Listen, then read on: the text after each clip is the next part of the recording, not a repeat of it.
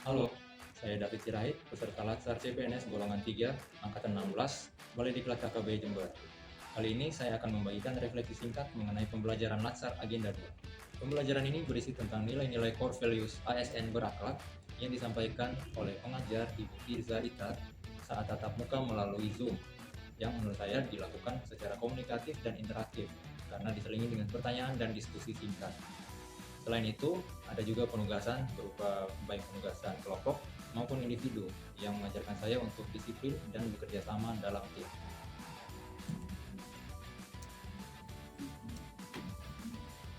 Di samping menjalankan tugas dan jabatan sebagai calon penata kependudukan dan keluarga berencana yang saat ini ditugaskan di tim kerja KBKR, saya juga harus melayani dengan menerapkan nilai-nilai ASN berakhlak, yaitu nilai berorientasi pelayanan, komitmen dan pelayanan prima yang berorientasi pada kepentingan publik.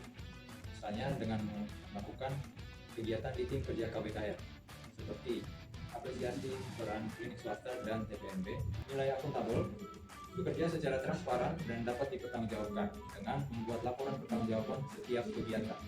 Nilai kompeten, pelaksanaan kegiatan di tim kerja KBKR mendorong saya untuk terus belajar dan beradaptasi dengan media dan tools yang mendukung pekerjaan, misalnya alat untuk editing, virtual meeting, dan lain sebagainya. Nilai harmonis, perbedaan di internal tim kerja maupun mitra kerja mengajarkan saya untuk belajar mengenai kebersamaan, menghargai, dan toleransi terhadap perbedaan. Nilai loyal, menumbuhkan kesetiaan terhadap bangsa dan negara serta organisasi dengan menunjukkan komitmen untuk ikut dan terlibat pada setiap pelaksanaan kegiatan di tim kerja. Nilai adaptif, ketika terjadi perubahan dalam organisasi maupun saat pelaksanaan kegiatan, kita perlu proaktif dan fleksibel untuk melakukan penyesuaian diri. Namun, kita tetap perlu untuk mengasah kreativitas dan inovasi tersebut agar tetap mendukung berjalannya program dan tercapainya tujuan organisasi. Nilai kolaboratif, koordinasi dengan berbagai pihak terkait dengan program kerja untuk mendorong program kerja tetap berjalan sesuai dengan waktu yang ditentukan merupakan wujud dari nilai kolaboratif. Hal ini menunjukkan bahwa hasil terbaik lahir dari kerja tim yang solid. Namun dalam perjalanannya tentu akan menemui berbagai tantangan, misalnya dalam menyamakan persepsi antara semua pegawai agar benar-benar sesuai dengan nilai berakhlak. Lalu ada juga masalah dalam perbedaan kompetensi antar pegawai serta masalah budaya organisasi yang masih kaku, kurang terbuka, dan cenderung resisten terhadap perubahan.